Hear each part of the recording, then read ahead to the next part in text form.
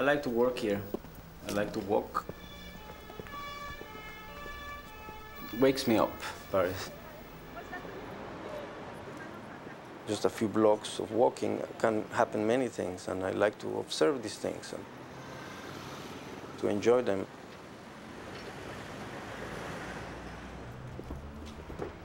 The camera is an instrument that I use as an excuse to look at these things. So the camera is a way of awareness.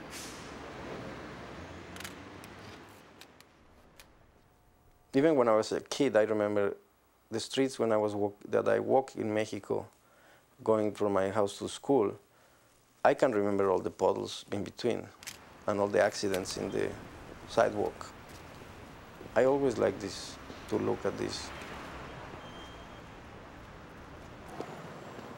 I don't have a studio, so I don't have a specific place of production. I found that sometimes the studio is an isolated place, and an artificial place, like a bubble, that I'm not so interested because I think it gets out of reality. What happens when you don't have a studio is that you have to be confronted with reality all the time. You have to be in the streets, you have to walk around, you have to be outdoors.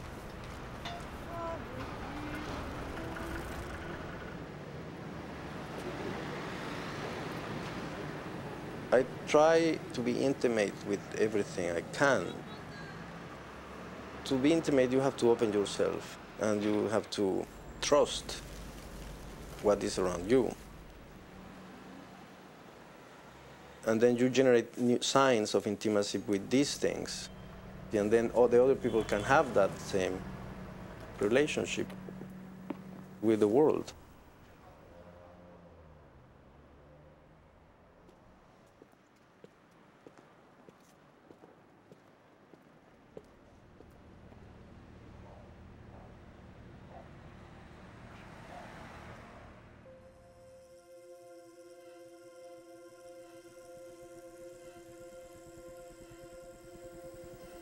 I don't have a technique. I have many different ways to work. So when I finish something, I need to invent something else in a different medium, in a different place. The Citroën is not just a car, it's a special car, and charged with significance because it's a cultural object. But it's not just an icon because it's also a machine that has a function.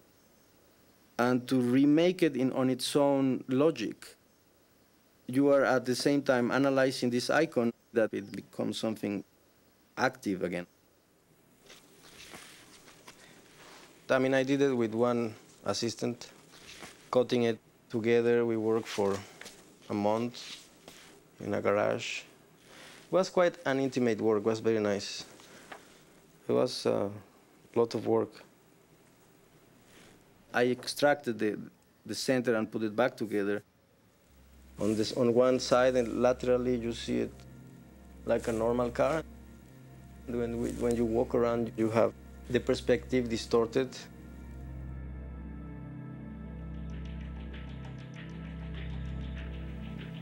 Here I wrote something, medio de transporte hacia más allá del punto de fuga, which will read something like transport system beyond the vanishing point. And then also these are more like organic drawings, just loose. The real drawing was in the car itself, because you have to make the line very precise, and that took like a week.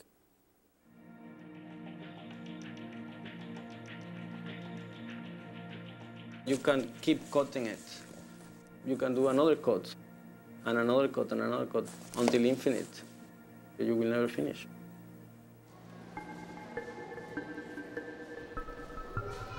He had to come to the supermarket with me to help me carry stuff back. But of course, there he started playing with the food because he was bored about me reading all the labels and the ingredients. He realized what an ordered, perfect world the supermarket is. And he realized the minute you put it back and it's not its place, there's this terrible chaos that generates just from putting something that's not right, and you feel immediately something is wrong.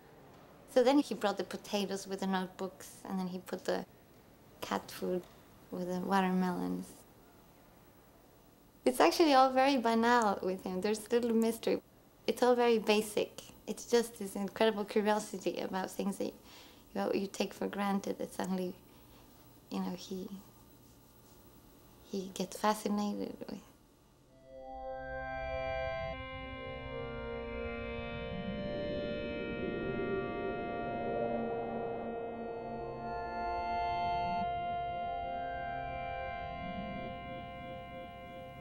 What I like about games is that a game is a thing on its own. So you have a little world in this board or in this table designed to perfection, so you can play in a landscape, and when it is a good game, it's so passionate that you can really get into this world and just live in it. When you have a normal ping pong game, you have a net, which is a no space between two spaces. But instead of two people playing, you have four people playing in four tables. You open that space, so the net is open, and what you have there is a new space. And that is the space that I'm interested in the in-between space.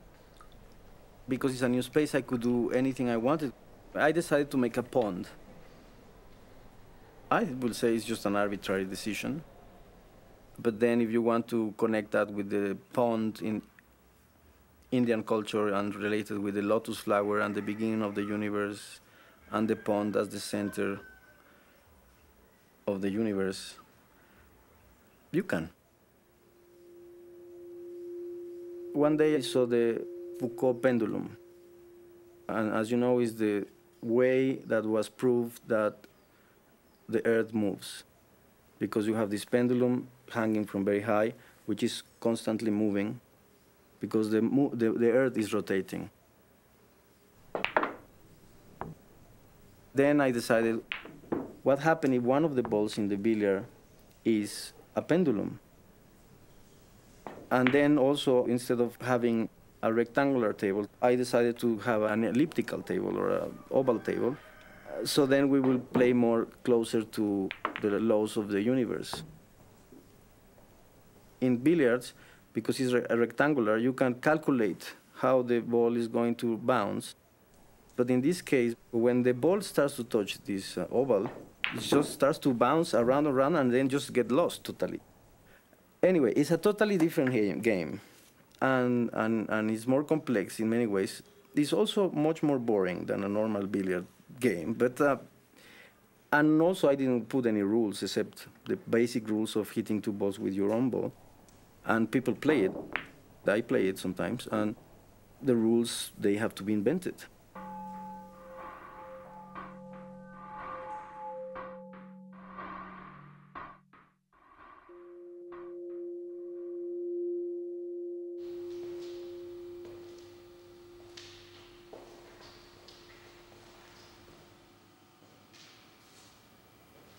I try to use the tools that everyone can use. I don't want to be a specialist in a technique that is very difficult. I prefer to be a beginner. I like to learn how to fix cars, and then I did the Citroën. I mean, I'm not an expert in cars.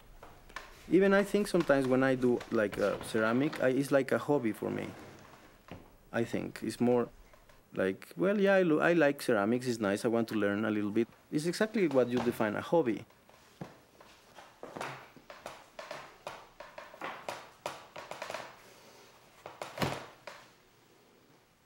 Normally when you do potteries, you are very much aware of this empty center space. In this case, I was not so interested in the center, but as a mass. For that reason, I needed a clay that was special. And this workshop used to be a brick factory before, but they have this machine to produce clay that I need very fast. So in one day, you can do a whole amount of hours, almost like a worker doing a mechanical thing. And for me, that was important.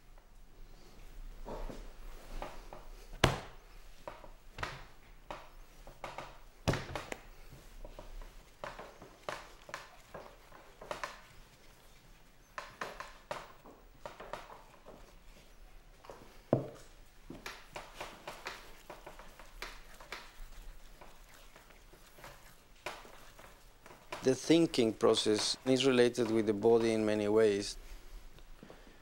To be moving in a train or to be looking at the ocean, to be working with my hands, with the clay, and very physical, all generates a stimulus in the brain and you are thinking. The connection between the brain and the breathing and the sweating and the time that you spend and how you slow down thinking or you accelerate thinking, you just generate a different aspects of thinking. So when I feel that it should be ready, it's a quite subjective thing, but it's just that the shape should represent what just happened before.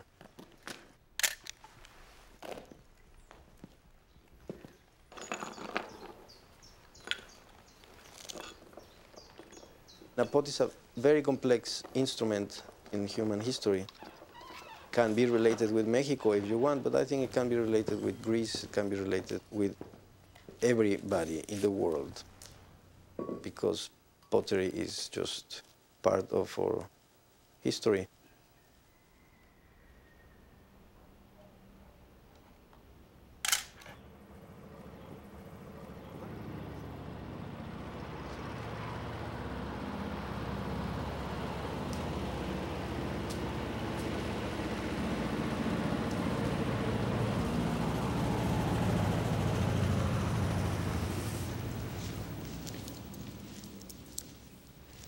The division between work and everyday life is very strong. In Mexico, it's the same. And that space in between work and life is the space that is very hard to negotiate for everybody.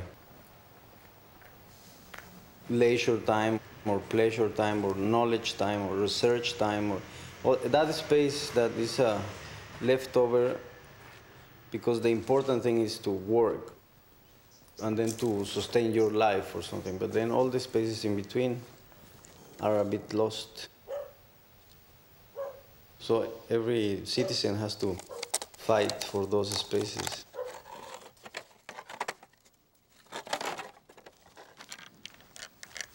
When you live and you work in the same place, everything is part of the work. Every furniture is important, every little thing. Even the trash.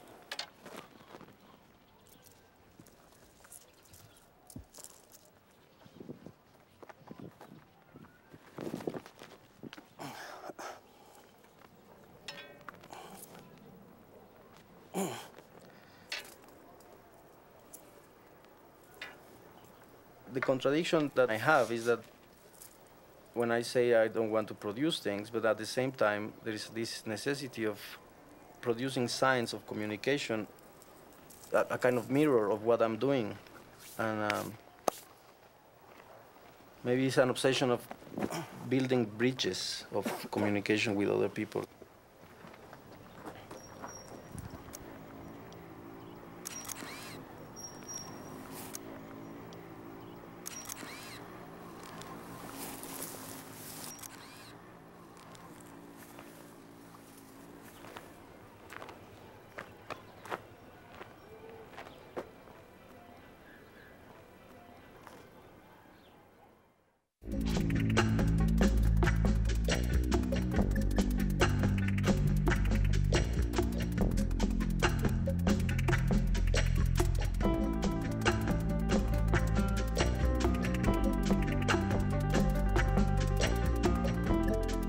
learn more about Art 21, Art in the 21st Century, and to download the free Educator's Guide, please visit PBS Online at pbs.org.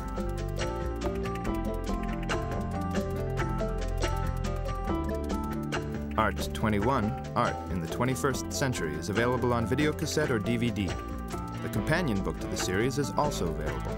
To order, call PBS Home Video at 1-800-PLAY-PBS.